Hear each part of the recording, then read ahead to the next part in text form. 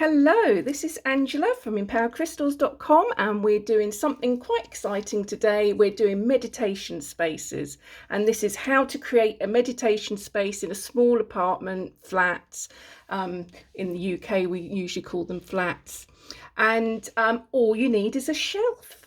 This is my meditation space, so I wanted to recreate it with you just to show exactly what I do, and you just need to pick the height of the shelf.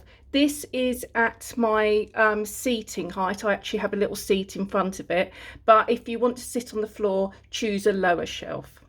If this is the type of video that you do like to see, please do click the like and subscribe below. And if you want to see my jewellery, please do pop over to 𝗦𝗨𝗣𝗢𝗡𝗔𝗍𝒏 and have a browse. Okay, let's get on to it because this is a very bare space at the moment.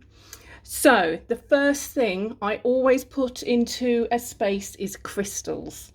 And I don't know when you meditate, whether it's morning or evening, but I'm going to use neutral crystals so that it will suit morning or evening meditation time. So I have a lovely big quartz crystal there.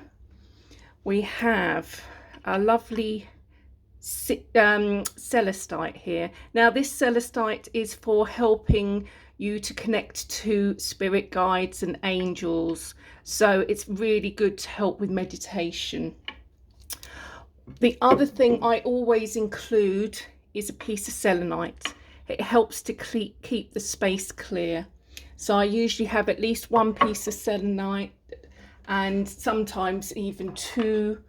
So let's include two, and you can even put your crystals on here to cleanse if you want, because it will cleanse crystals. So you can actually sit and your crystals on top of the selenite to cleanse them.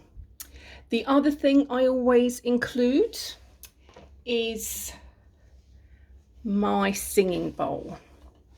So I usually put that to one corner.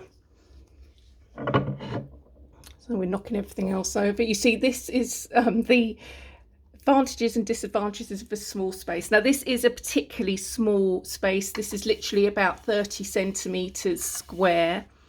So it is super small, but if you live in a small flat like me, then it's absolutely perfect. The other thing I always include is a little cleansing abalone shell and a candle. Now, on the message of candles, I keep a separate candle for my meditation and a separate candle for my cleansing. So this tends to be a flat candle, and you can't have big candles on a shelf because you've got to remember you've got a lid on top of it. But if you haven't got anything on top of your shelf, if you're using the top shelf, if you've got a small unit, then you're fine to use candles, but you just have to remember that if you do have a top to you're using a middle shelf, that it may get overheated if you use candles. But what I like to do is I have like a little bowl here, and I filled it with heat resistant sand. And this is sand that you can pop candles into, and it reduces any fire risk. And obviously you always need to be around to monitor crystals, candles burning. But these last for about 10-15 minutes, depending on how deep you put them in, because you could put them in really deep or you can put them in quite shallow, and these last for 10-15 minutes burning time, so it's perfect if you want to do a little meditation. I also like to include little crystals at the front of things that I'm working with. So if I'm working on protection, I'll have a little amethyst and tourmaline. I quite like to include a fluorite quite often, but the crystals, you can have sort of bigger ones at the back and then include smaller crystals that you're actually working with I've got another video that tells you how to meditate with crystals, so I'll pop a link in the description for that one, so you can have a look to see how we actually use this as a meditation space. I've used this exact space for that other video.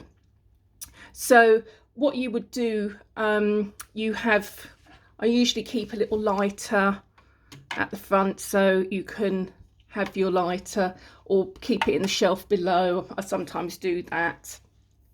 And what you want to do when you're meditating, you want to be cleansing your space with the sage every day, and you want to be creating a lovely space for you to work with. So this can count as an altar, so you can add little deities into it if you wish to make it into a bit more of an altar. But if it's a sacred space for you, a space for you to be able to do your meditation every day. And when you do set this up, try to make sure it's not in a busy room. So bedroom is perfect, where you can get away. If you live in a studio flat, if you've got a little hallway space, I used to have, when I lived in a studio flat, I used to do this in my hallway space. I set up a little shelf with all my items on it. But I would recommend, if you do have a bedroom, pop this somewhere in your bedroom so it's in a quiet space. If you live by yourself, then it's probably a bit easier to choose wherever you want to do it in the in your flat. So you can see this takes up hardly any space.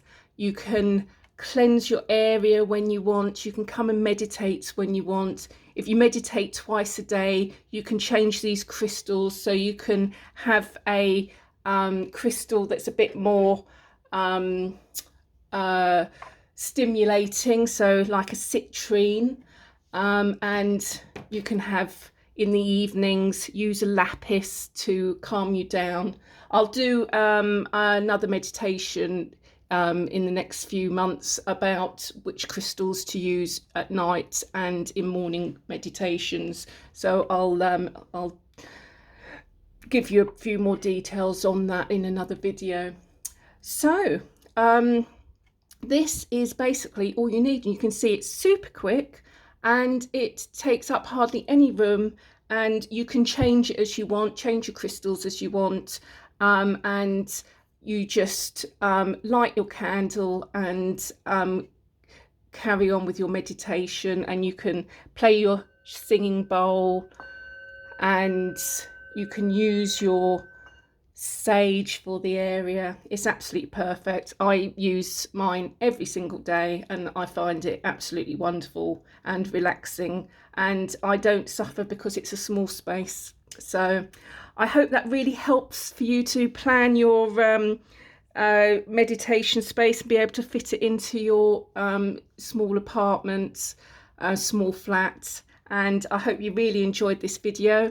Please do consider subscribing and liking below. If you do like these types of videos, I make lots of how-to videos on crystals, and also I have lots of free healings which you can use during your meditations as well.